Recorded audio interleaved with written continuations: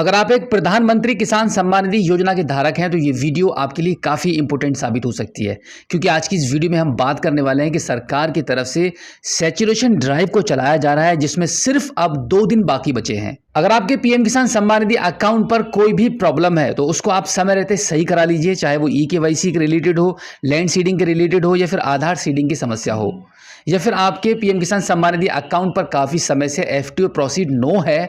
उसका कोई भी रीज़न हो सकता है, उसको आपको पहले से समाधान करा लेना होगा, क्योंकि 20वीं किस्त के आने का समय हो चुका है। लगभग कंप्लीट तैयारियां कर ली गई है, लिस्ट भी जारी कर दी गई है। तो अब इस योजना से रिलेटेड आपको कोई भी प्रॉब्लम है उसको जितनी जल्दी हो सकता है उतनी जल्दी आप सॉल्व करा लीजिए। आप यहाँ पे स्क्रीन पर देख सकते हैं कि प्रधानमंत्री किसान सम्मान निधि सैचुरेशन ड्राइव, जिसको 1 मई से लेकर 31 मई 2025 तक चलाया जा रहा है। आज है 28 मई और 31 मई के आने में सिर्फ 2 दिन बाकी बचे हैं, यानी कि अब आपके पास समय बहुत कम बचा है। अगर आपके पीएम किसान सम्मान निधि अकाउंट पर कोई भी प्रॉब्लम है, जैसे कि आप यहां पे देख सकते हैं कि सरकार की तरफ से क्लियर ये निर्देश जारी किए गए हैं कि सरकार भी ये नहीं चाहती है कि भाई कोई भी बेनिफिशियरी, कोई भी पात्र किसान इस योजना से छूट पाए, कोई भी पात्र किसान छूटे नहीं। यहाँ पे आप देख सकते हैं क्लियर आपको ये मैसेज मिल रहा है कि कोई भी पात्र किसान छूटे नहीं। अगर आपकी ई-केवाईसी कंप्लीट नहीं हुई है तो ई-केवाईसी कीजिए, बैंक खाते को आधार से लिंक करवाएं,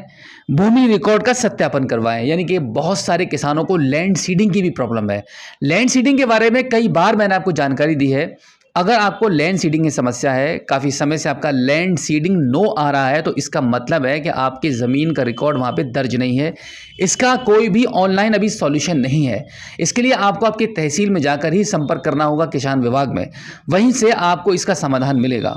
अब देखिए, अगर आपको आपका बैंक खाते पर आधार सीडिंग करानी है या फिर आपको ई-केवाईसी करानी है, उसके लिए आपको बताया गया है कि आज ही अपने निकटतम जनसेवा केंद्र पर जाएं, सीएससी सेंटर पर जाकर या फिर आपके नज़दीकी किसी भी जनसेवा केंद्र पर जाकर आप अपनी ई-केवाईसी कंप्लीट करा सकते हैं। बैंक में आधार सीडिंग नहीं है तो वो भी आप एनपीसी के वेबसाइट के थ्रू वहां पर जाकर करा सकते हैं। हालांकि ये दोनों काम आप घर बैठे खुद भी कर सकते हैं।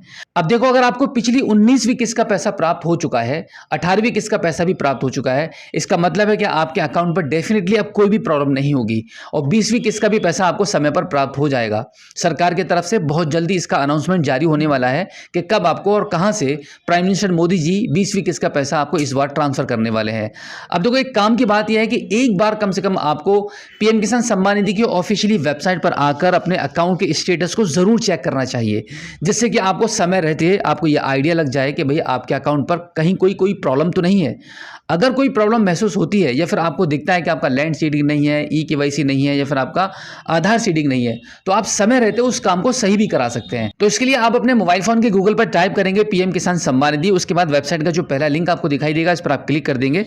अब यहाँ पर कुछ इस प्रकार से आपके मोबाइल फोन की स्क्रीन पर यह वेबसाइट ओपन हो जाएगी, जहां पर आप देखेंगे फॉर्मर कॉर्नर में यहाँ पर आपको नो योर स्टेटस का ऑप्शन मिलेगा, इस पर आप क्लिक कर देंगे।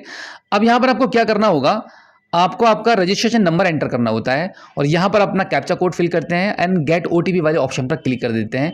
अब आपके नंबर पर एक ओटीपी चला जाएगा, लेकिन उससे पहले मैं आपको बता दूं कि काफ़ी सारे किसान ऐसे भी होते हैं जिनको उनका रजिस्ट्रेशन नंबर नहीं पता होता है। तो अगर इस केस में आपको आपका रजिस्ट्रेशन नंबर नहीं पता है तो उसके लिए आप यहाँ पे नो योर रजिस्ट्रेशन वाले ऑप्शन पर यहाँ पे क्लिक कर देंगे। यहाँ पर क्लिक करने के बाद अब आपको 2 ऑप्शन मिलते हैं, यहाँ पे आप स्क्रीन पर देख सकते हैं।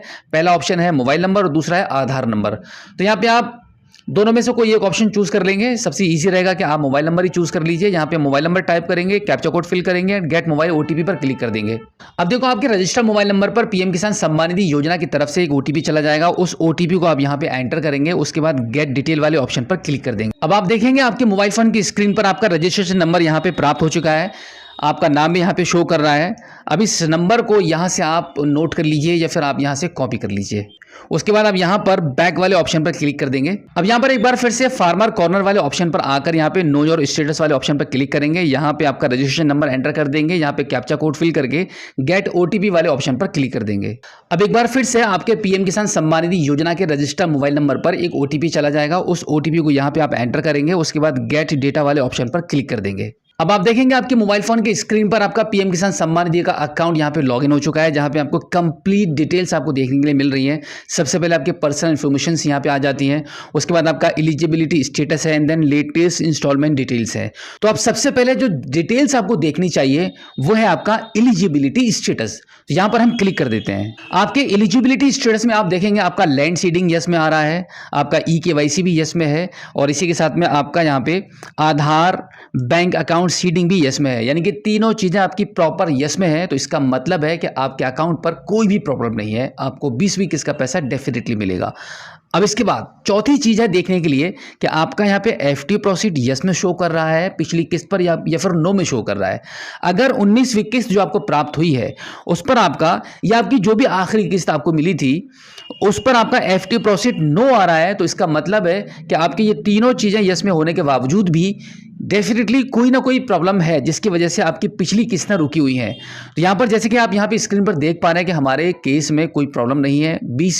19वीं किस्त का पैसा टाइम पर और समय पर प्राप्त हो चुका था, तो यहाँ पे जिस वजह से यस में शो कर रहा है। तो अगर आपके केस में भी यस में आ रहा है 19वीं किस्त का स्टेटस, तो इसका मतलब है कि 20वीं किस्त के लिए कोई रुकावट नहीं है, डेफिनेटली आपको समय पर यह पैसा प्राप्त हो जाएगा। जैसे ही गवर्नमेंट की तरफ से यह अनाउंसमेंट होगा कि कब और कहां से प्राइम मिनिस्टर मोदी जी इस बार आपको 20वीं किस्त का पैसा ट्रांसफर करने वाले हैं, तो जैसे ही सभी किसानों को एक डेटा जारी किया जाता है, हर बार किया जाता है, इस बार भी किया जाएगा कि कितने करोड़ किसानों को आपको इस बार 20वीं किस्त का पैसा प्राप्त होने वाला है। उम्मीद ये लगाई जा रही है कि इस बार 10 करोड़ से अधिक किसानों को इस बार 20वीं किस्त का पैसा मिलेगा, जिसमें अगर आपका भी एफडी प्रोसीड यस आ रहा है तो उस लिस्ट में आपका भी नाम है, ऐसा समझ लीजिए। और अगर आपका एफडी प्रोसीड यहाँ पे नो शो कर रहा है तो जितनी जल्दी हो सकता है उतनी जल्दी आपके ब्लॉक में तहसील में संपर्क कर लीजिए और वहाँ पे सरकारी अधिकारियों से पूछ लीजिए, जानकारी ले लीजिए कि आपके पीएम किसान सम्मान निधि पर एक्चुअल में क्या प्रॉब्लम है जिसकी वजह से आपको एफडी प्रोसीड नो आ रहा है। तो बिल्कुल इसी तरीके से एक बार किस्त के आने से पहले आप ये जरूर चेक कर लें अपने स्टेटस को ओपन करके कि आपके पीएम किसान सम्मान निधि के अकाउंट पर कोई प्रॉब्लम है या नहीं है। तो अब हम फाइनली बात करते हैं कि इस बार आपको 20वीं किस्त का पैसा कब प्राप्त होगा। जानकारी के मुताबिक मैं आपको बता दूं कि इस बार 20वीं किस्त का पैसा जून के लास्ट वीक में या जुलाई के फर्स्ट वीक में आपको डेफिनेटली मिल जाएगा और जून में ही सरकार की तरफ से इसके बारे में ऑफिशियली अपडेट भी आपको मिल जाएगी कि कब आपको सरकार की तरफ से इस 20वीं किस्त का पैसा प्राप्त होने वाला है। तो अब इस खास और इंपॉर्टेंट अपडेट को सबसे पहले प्राप्त करने के लिए हमारे चैनल को अभी सब्सक्राइब कर लीजिए और बेल आइकन को प्रेस कीजिएगा। और इसी के साथ आपसे रिक्वेस्ट करूंगा कि आप हमारी इस वीडियो को अपने सभी किसान साथियों में, सभी दोस्तों में, जानकारों में जरूर शेयर कीजिए ताकि ये इंपॉर्टेंट जानकारी उन तक भी पहुंच पाए।